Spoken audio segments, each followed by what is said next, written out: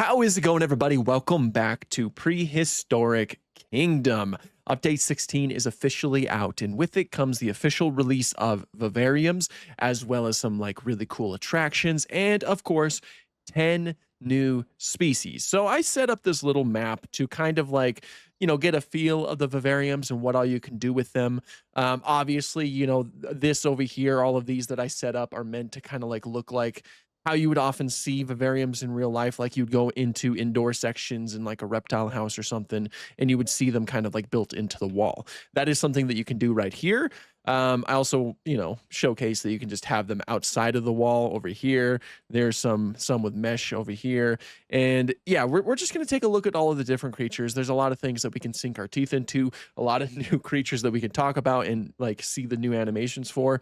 So let's just get right into it. So here are all of our brand new vivarium creatures. 10 new creatures to be added alongside Archaeopteryx and Microraptor. So first we have like that little aquatic exhibit. I will go ahead and place some Tiktaalik in there. Everybody likes to call Tiktaalik grandpa. Tiktaalik is a very interesting fish. It is a Sarcopterygian, which is a type of, it's lobe-finned fish.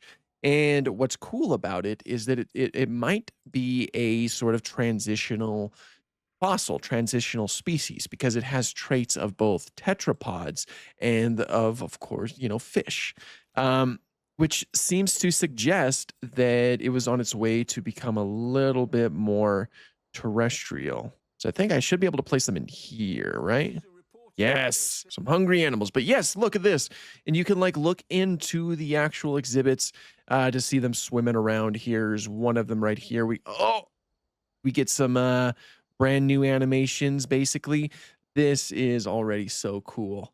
Let's see here. What do we got? Where's the other one? Here we are. Two Tiktaalik just kind of like swimming around, just enjoying life. That is so cool. And of course, they are all just going to be like preset animations, which makes sense because they are all stuck to the vivarium. But this is a fantastic way to sort of showcase that. Here they are yeah, look at that. Look how cool that is. And yeah, it really emphasizes how weird Tiktaalik truly is. Eyes on top of its head, really flat, skull. It has all kinds of like very small, sharp teeth in its mouth. And yeah, the fins are like the biggest talking point for Tiktaalik. It does seem like they're sort of on their way to becoming a little bit more terrestrial. I think the current thought is that Tiktaalik was able to, like, it was living in more shallow streams and like possibly going up, like walking across mud flats and things like that, possibly even ponds. That is the thought right now. And I believe that is the wrong food for you, Tiktaalik. Would you like some fish or something? That is so cool, though. Like, that is seriously just so cool. That is a fantastic start. Now, I'm probably going to be spending a lot of time staring at all of the creatures because there's just so many amazing things that we can take a look at. So that's, yeah, man, it's just such a nice design, though. I love Tiktaalik. It's a cool creature to add. Next up, let's go ahead and take a look at the Compsognathus. Here's what it looks like. Compsognathus is an interesting one because its family of dinosaurs is kind of iffy, to put it lightly, because we've only ever found juvenile Compsognathids. So we don't know what they look like when they're adults. And who knows, they could potentially represent juveniles of larger animals in their ecosystem, but that's not quite known right now. There's been nothing official published about that, but it is certainly a possibility. Anyway, let's get some Compsognathus in here. Whoops, we need to get some of these. There we go. That's probably way too many, but let's go ahead and look at them in the one of the terrestrial exhibits. Okay, so we got like a little terrestrial exhibit right here we can place them into, and here are the compies. This is a great way to have Compsognathus in the park, because they're juveniles, essentially. They're very small animals. The cool thing about this update, of course, the vivariums, is that I can add different things. Like I want a hollow log right there. I want another hollow log. I want a lounging platform right there, driftwood curved trunk right there, a heating lamp potentially, so they can warm up a little bit, even though they are likely a little bit more on the warm-blooded side. But still, this is cool though, especially when you could just kind of like see them hop around and all that stuff, go down onto the floor and walk around, and you could look into it. Look at that. That's like a great way to see them, and it feels so realistic too. Like it feels like this is exactly how you would see these kinds of creatures if you visited a zoo like this in real life. Like, look at that Dictalic swimming like a beautiful creature. Um, yeah, no,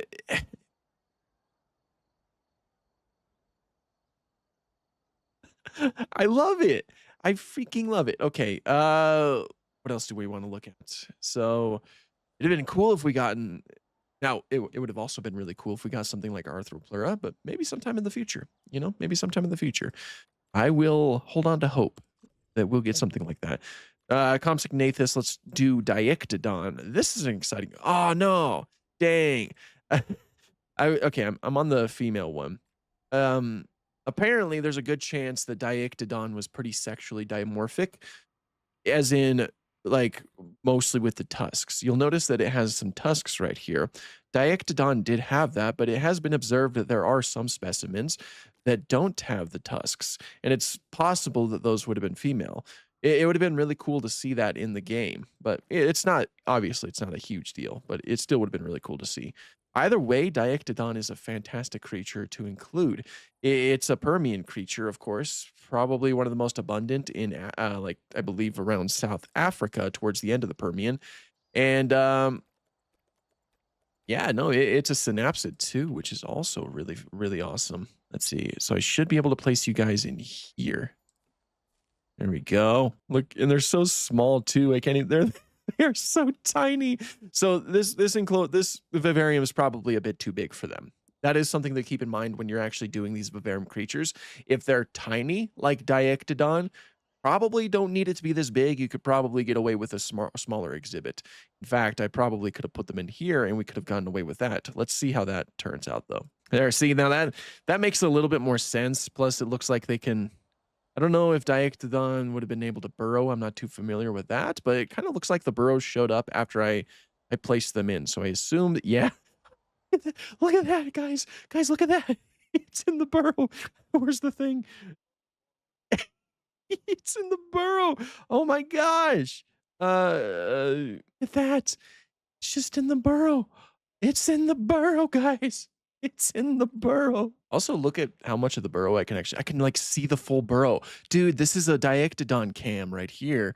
Oh my gosh. What? That is so cool. This is the POV of a Diectodon. Oh, by the way, ignore how ugly the building is. I threw it together yesterday. Just ignore that. This is so cool. Oh my gosh, and the Diectodons can just use it. Hello, friend. Did you know you can use that burrow? We also have an albino Diectodon right here, which is really cool. Oh my gosh, this is so, so cool. Oh man. Oh, I love this. I love this update. Okay, so yeah, that's Diectodon right there. Let's go ahead and get, whoops, let's get another creature. Diploculus, my beautiful Diploculus. Very nice design. Diploculus is one of my favorite amphibians to ever exist. And can you tell why? Look how weird this fella is. It is such an amazing animal. Plus, they really nailed the sort of amphibious skin texture and all that. So we'll get a couple of those going. We'll release them in another aquatic exhibit. Like this one. There we go. And they should be swimming around by the looks of it. You guys swimming? Are you swimming, son? Oh, there it is. Check that out. Okay, I didn't realize I was paused. But yeah, that is so cool. Where's the other one, though? Where'd my other Diploculus go? There you are. Hello. Got me, whoa. Got me worried for a minute. How are you doing, buddy? How you doing? You doing all right? Good. Good. I was just hoping that you were doing all right. Oh man, this is so nice. Hello. Oh no, you're going into the, don't do that. Oh no. We got a little bit of a glitch going on here, but that's okay, because at the very least they have no choice but to stay in the vivarium, so it's not like they're going to escape or anything. Or maybe they will. Who knows? No, this is so cool though. This is seriously just so cool. And actually, I think I know why I did that. I think that this vivarium is a little bit deeper underground. And so as a result, it kind of like went under the ground because I lowered it a little bit to try to make this a little bit more level. What you might want to try to do is like put up a platform up here so you can look down into it instead of it being on the level that it's at right now.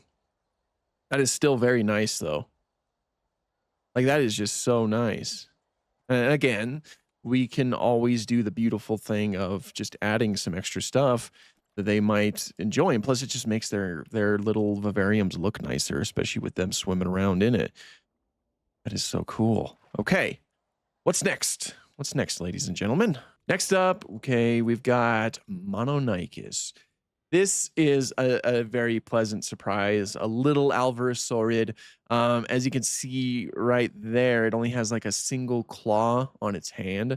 It's a weird little critter. Oh, and there it looks like there's a little bit of sexual dimorphism present. And yes, the female's a little bit more dull, and the female lacks the structure up there. That's fun. That's a fun little attention to detail. It still would have been really cool to see Diictodon uh, do that, but it's fine. Just put you into another. Can I put you guys like that is a huge enclosure. I don't necessarily want to put you in there. Here, we'll go and put it. I'll grab another. I feel like we could get away with something like this, perhaps. See how it goes. Oh, they're a little bit bigger. Yeah, so I need to go a bit larger than that. I don't want to go too large. You know what I'm saying? I might have to. Yeah, honestly, with it being that big, I know, Nigel, I know it's the wrong type of food. Mononychus was probably insectivorous, so I'm assuming that they'll like a platter full of little millipedes and cockroaches and stuff. Hey guy, how you doing? See, look at it. It's using its singular claw to like dig, you know, probably to dig for bugs, which is like that's the thought. That's what we believe that Mononychus and possibly other alvarosauриds would use their claws for, because it does seem like they might have been little insectivorous animals. Also, it'd be really fitting to make this into a desert as a nice little reference to prehistoric planet where we see the little alvarosaurid in a deserty environment. Look at that. That was so floaty. That was so floaty. But yeah, you can, you know, we could change up the seed a little bit, add different types of vegetation. Like maybe if we wanted less cacti, we can do that and then completely get rid of the cacti. We can also, it has full desert shrubs. Again, add things like like a log that they can potentially use. Where did that log go? There's the log. You can use that to lounge in. Another log, driftwood curved trunk. Very nice stuff. Like you can make these look very nice. And also one of my favorite things is that you can do things like, you know, I could change the sides to like a short cladding right here, which ultimately makes it feel a little bit more complete. Don't you agree, little alvarosaurid? Little Mononychus. Oh, look at that. They got little like eyelashes. A lot of birds have things like that today too. Same with like the sort of whiskers that it has going on right here. Very bird-like, which is that's a fair comparison to make, to be completely honest. I love it. I'm loving I'm loving it. So next up, we have Peltophilus. So this little armadillo is very exciting. The osteoderms on its nasal portion are also just very interesting. Get a couple of you guys going, and I could probably put in another enclosure that's similar in size to. Oh my gosh, you guys are not supposed to be in the exhibit. Get out now. I completely forgot that I had this exhibit here. So that's a little bit of a glitch. But honestly, it's probably because I have these enclosures like right in the middle of the walkway. So you'd probably have to build your walkways around the exhibits instead of like placing them on top of that.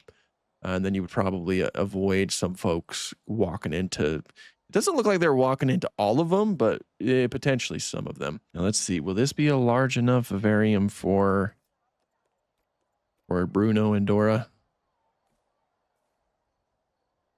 There we go. And these fellas are also little burrowing animals. So that's adorable. Are any of them in the burrow? You guys in the burrow? Hello? Any of you in the burrow? Can I see you? Oh, there you are. There you are. I love this so much. I love it. I love it. A ton of vivarium creatures. That was like a fantastic addition to the park. I'm not too familiar with your guys' environment. Guess we could do something a little bit more similar to that. And I guess I could. Yeah, there we go. Something similar to that, I guess. Hello. Oh, it's so cool. Gosh, it's so cool. And then yeah, they can go into. Are you going? One of you going into the thing? You want to burrow a little bit? The fact that you could see it too. What you could probably do here, I'm just gonna test this out real quick. It's not gonna look good immediately, so just kind of bear with me. But what you could probably do, for example, is you can block off most of this with something like that, and then you could keep, oh my gosh, like that. You can wall it all off. And then what you could potentially do, I suppose, is like something similar to this where you just have like a little viewing area so that they get some areas for some privacy, but at the same time the folks, people can see them inside their exhibits. Again, this is very rough, this is not looking good, but yeah, kind of like that. You could keep a little window open. I feel like that would be a nice inclusion. And then, oh look, there it is. Hello, you are adorable, my friend. That is so cool. I know I keep saying I'm saying cool way too much. And I do that every time there's a new Prehistoric Kingdom update, but I just can't help myself because everything they add is always just really awesome. Sahonochelis is a type of turtle from the Mesozoic of Madagascar. I saw a lot of folks were disappointed that we didn't get like Majungasaurus or something, but a bunch of I don't know, a bunch of vivarium creatures. That's really fun. Interesting thing about Saucellis is that it seems like it would kind of like use sort of like suction feeding to catch like some small fish and things like that. I did a little bit of reading about these fellas. So I got an aquatic one that might be a decent size for them in here with people inside of it. Where are they? Where are you, Si? Hey, not you. Look at this. That's kind of cool. A little underwater den. Also this over here. There's one. Just hanging out in the heat lamp. Got like such a long neck and everything. And it was also noted that their skulls kind of look similar to frog skulls. And I could certainly see that right here. Very, very similar to, oh my gosh, to a frog skull. Where's your buddy though? Where's your friend? I assume your friend's kind of swimming around. There it is. Okay, that took me forever. And yeah, here it is, just kind of swimming around. Very, very similar to, of course, a lot of modern day zoos where you see, hey, get out. Where you see a lot of turtles all over the place, It's so cool though. It's a very nice design, he agrees. That guy agrees. I thought I closed this to guests. Open to guests, visitor entrance. Can I just like close the park entirely and just get you guys out of here? I've never actually tried that before, so I'm not too sure if it's a possibility. After Sahochelis, we have my little boy, Simosukis. So as I've mentioned ad nauseum before, Simosukis is one of my favorite extinct animals. Period. I love these guys with a burning passion, and of course, I am extremely happy to see them in the game. They are pretty tiny animals too. And what's cool is that burrows do seem to appear. They are thought to possibly be burrowing little croc relatives, and I love how it's standing up right here. And one thing that they could potentially do is once they've burrowed, they could kind of like use their back as defense because their back is covered with osteoderms. That was something that was showcased in Prehistoric Planet Season 2 when a Majungasaurus was chasing a bunch of Simosuchisises. They ran into their little burrows, and they got a huge burrow too. That is crazy. That is sick, really. They have such a great design here as well. It is known as the pug-nosed crocodile. It's not a true crocodilian. It's just related to crocodiles and it has like a vague crocodile-like appearance to it, but it was terrestrial and it was a vegetarian. It was an herbivorous animal. Its tooth shape is far more consistent with an animal that would eat the plants, a little bit more than it would eat like something on the meat variety. I love how you can see them dig as well. I saw the armadillos digging too. These burrowing animals, seeing that type of stuff is really fun. I put about 6 of them in here, so there might actually be some underground somewhere.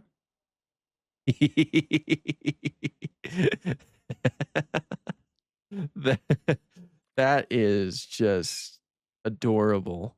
They're a little bit floaty, but this is still very, very cool. Just got 2 of them under here, just chilling, just hanging out, chilling like a villain. Um, Looks like, yeah, I think that the rest of the 4 would be up here. This, I like this huge vivarium look, especially with like this elevated space up here. Like it looks like kind of just like a mini enclosure in a way. Definitely a good amount of space for a Titanoboa, for example. Okay, so yeah, they killed Simosuchus. I am so happy about that. I love seeing animals like that included in the game. Like that makes the roster just so special in my eyes. Look at it dig. Okay, so after Simosuchus, we did Tiktaalik, Titanoboa. I'll go ahead and save Titanoboa for last. We'll do Yishi. This is such a great addition too. Look at that. Look how it folds its arms. That is so nice. Of course, the male has a little bit more vibrant colors, a little bit more orange. We'll create 1 male, 1 female, and we'll release them in a sort of mesh vivarium. I wanted to like see how the mesh would work out, or how it would look rather. So we could put them in like, we'll put them in here. Here they are. Look at that. They're just all watching. Oh, that is so cool. Yeah, no, and I've talked a lot about like Ishi every time we took a look at it in the game. When since we've known it's come into the game, it's a very weird animal. It's a dinosaur, of course. And sometimes it's called like a real life wyvern. And the reason for that is because it has like a membrane wing over here. That's different. That's different for a dinosaur. Of course, today, dinosaurs have achieved the power of flight through flight feathers. Birds use feathers to fly. Bats and pterosaurs use membranes to fly. And it seems like dinosaurs, of course, were trying to, trying to achieve the power of flight via membranes at some point too. Now, it's not thought that Yishi was too good of a flyer. It was possibly just short distances, kind of like how we see right here, but still very weird. It's a very weird little bat-like dinosaur, basically. And it shows just how diverse and strange the clade of Dinosauria truly was. And I love how they're just kind of hopping from branch to branch, just like, really taking advantage of their whole enclosure here. This is just so nice. This is all so, so nice. They did such a great job with this update. And this is probably one of my favorite updates so far. And I think I've said that. Hey, get out, dadgummit.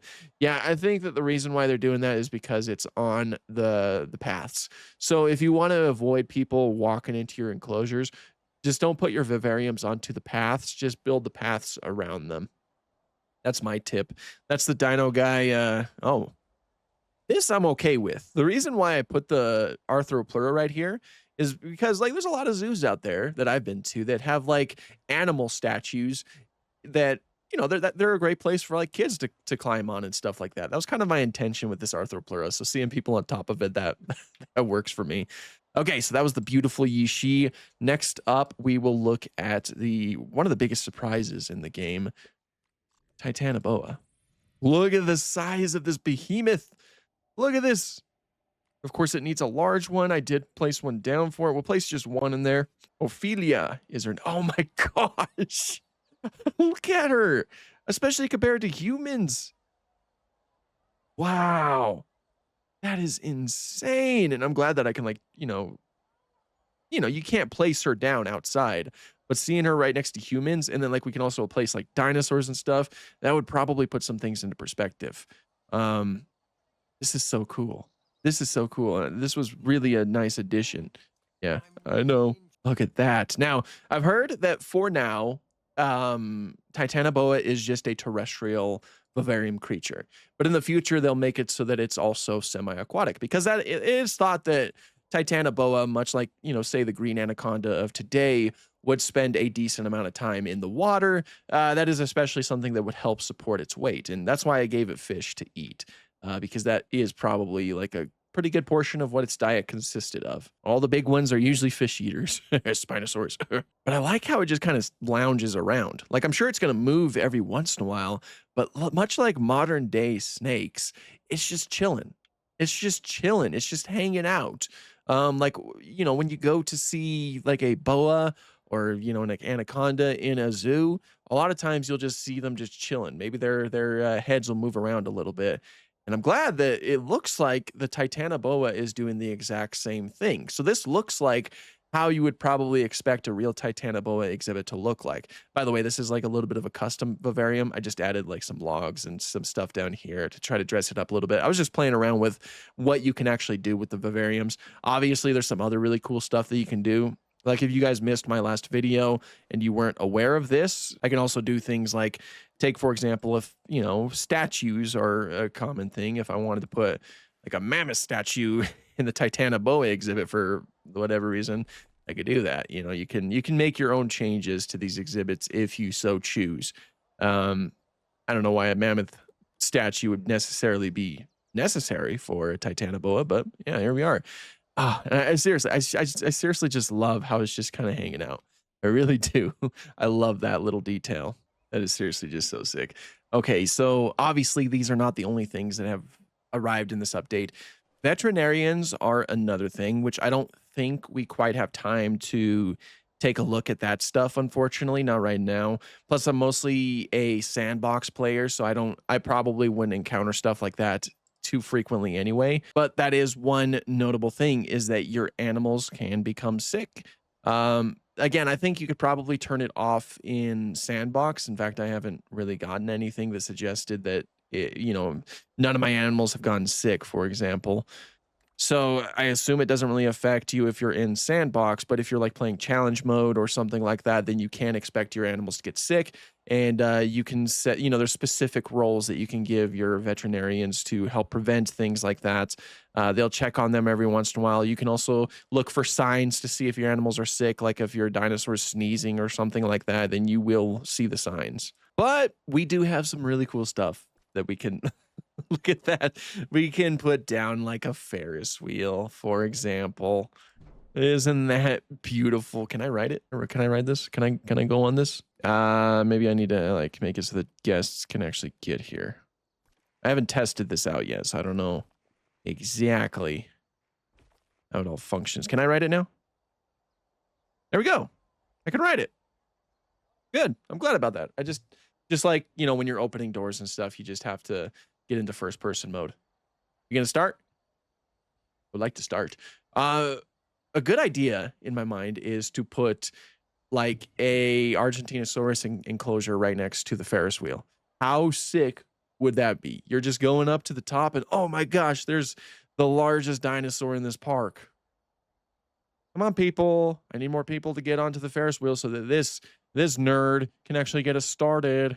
Because I don't think I could get it started on my own. I'm like pressing everything, and unless I'm missing the correct button, I don't think I could do it. I see a few people. Okay, hello. Are you ready to? Okay, we're loading up. Come on. Yes, we're going. Let's go. Sweet. Haha, you missed your shot, dude. Hey. Can I switch seats? Okay, let's just pretend he's not there. All right. Yeah, this is cool though. Ah, man, it's just like a real Ferris wheel though. Have you ever been on a Ferris wheel where it's like they have to like load people up and then or like load people off or get people off, and so then they're like, for the most part, you're just like, you go a little bit and you're like, yeah, now we're talking, and then it stops just like this. That's exactly what this feels like. Can I switch seats? That'd be nice. Okay, but this is cool though. And again, if you have the right exhibits around you, then you could put some, or I mean, you can have like a really cool attraction on your hands, not just your hand. You need it on both of them. Man, that building is so ugly. I'm so sorry, everybody. I don't usually build things. I don't usually do modular builds. I'm more so reliant on the prefab, on the pre-built things. But yeah, this is really cool. Okay, but we'll go ahead and get off. Oh, yeah, no, okay. So yeah, I do have to be first person. Possibly. Actually, let me check. Now that it's all loaded up, can I just sit down right here if I wanted to? Maybe I'm not seeing an option, so I don't think so. I think you have to be in first person. But as you probably know, that's not the only thing. There's also a panoramic tower. Heck yeah, and you can make some really cool stuff with this. I guarantee you that. So let's go and check this out. Hello, one ticket for the the tower. Can we go? Let's go. I want to go. Just take it. We need to wait here too. If I were to guess, they probably won't start until we're more filled up. So I think I need to actually place down more of a walkway. Yeah, there was the panoramic tower, and I think that was pretty much it in terms of like the new attractions. Of course, there's this. You know, you were always, or not always, but recently you're able to look through those, which is really cool. Okay, we got some people walking over. You guys want to go on the panoramic tower? I certainly want to. I want to check this out. Actually, I'm going to pause it real quick, and we're going to really take advantage of the fact that these are really cool things that we can have. So we're going to build like the most basic enclosure out there. Get like a whole herd of Argentinosaurus, and we put them in here like this. That way, these attractions look a little bit more grand. Am I right? Okay, so we got people loading up currently. So can I go on now? I wish I could walk around on it though, because I'm kind of like in a spot I don't really prefer to be on. Again, I'm not finding any button that allows me to change seats or anything, unfortunately. So I don't think I can look. Still not a bad spot to be on though, because you can already see the I'm pointing at the screen like you can see, but you can already see the Argentinosaurus is right here, which will also make the Ferris wheel a little bit more exciting. Hello, sir. First time seeing large sauropods? Oh my gosh. Oh, here we go. Sweet. Oh my gosh, it's so jittery. The fudge, man. Why is there always someone with me? Yeah. With them all clustered together, with like a better built enclosure that looks a little bit nicer and has like a little bit more space, you can have something that looks pretty sick. And also, if you like put this in the middle, oh, it moves. Oh, okay, that's groovy. I like that. It moves. Sweet. Yeah, no, this is my first time testing this stuff out, if you couldn't tell. Yeah, it moves around. That's awesome. Okay. So yeah, you really get a chance to see everything, really. So if you put a ton of enclosures around it, if you put this like in the center of your park, I'm sure that you can really get some awesome sights. Some awesome sights. Like this Argentinosaurus herd right here. That is so cool. Okay, that is awesome. I'm having fun. I'm having fun. And okay, so yeah, I think that's practically everything. This was certainly a longer episode because there was just a lot to look at. Titanoboa still has not moved, and I love that. I know that they do move. They do move. I know that because saw it in the trailer. But for those of you who want to see it move, I'm going to stand here until it does so that you can get that opportunity. Sound good? Good. Okay, so I've sat here for quite a while, and I've even like fast forward time a little bit, added another Titanoboa. I'm pretty sure that the Titanoboa is simply just glitched and it's unable to move. I've looked at a few comments on like the Prehistoric Kingdom videos, and it looks like other people are going through the same problem. I've tried deleting the Titanoboa and replacing it in here. I've rebooted the game, and I'm still having them just kind of like sit around. So yeah, so I guess I kind of like retract my previous statement that it's just kind of like hanging around like modern day snakes. I mean, it might still do that, but it looks like it hanging around as much as it currently has is not normal. You know, they probably should be moving. So hopefully you guys are a little bit like, hopefully you have a little bit more luck with the Titanoboa and its movement, because currently I don't have a lot of luck with that. If I eventually do have luck, maybe I'll make a short kind of showing off Titanoboa, and we could talk a little bit about Titanoboa, but right now they're kind of stuck the way they are. Anyway, I love this update. I love practically everything about this update. They did so awesome with everything, aside from a few glitches here and there, which is something that you could expect. You know, you usually should expect. I'm sure that this is something that will be fixed, especially if it's affecting a fair amount of people. So you can expect that. But everything that we have seen in here is absolutely amazing. I'm like in love with the Diectodons. They are so cute And man, they did such a good job at like making them feel like a real animal. And correct me if I'm wrong, but I believe that some of these fellas are certainly the first Paleozoic creatures that we've had in the game. Because like what we got Diploculus, which is Paleozoic. We have Tiktaalik, which is Paleozoic, and we do have Diictodon. Three Paleozoic creatures, and I don't believe we've had that before, have we? Yeah, I'm pretty sure that we have not. It's always been Mesozoic and Cenozoic. So that is awesome. That is awesome. Thank you for adding that stuff. I'm going to go ahead and end the video right here, though. We might try to make some more content in the future about this update because, you know, I just love it. Unfortunately, of course, tomorrow is Christmas Eve. The day after that is Christmas. I will probably be taking a bit of a break from making videos on those days and spending some time with my family. So if I were to make more videos, it would probably be after those the next 2 days. So just kind of like keep that in mind for the next couple days. So with that note, happy holidays, everybody. I don't know why I said it like that. And Merry Christmas. You know, thank you all so much for watching today's video, and have an awesome day.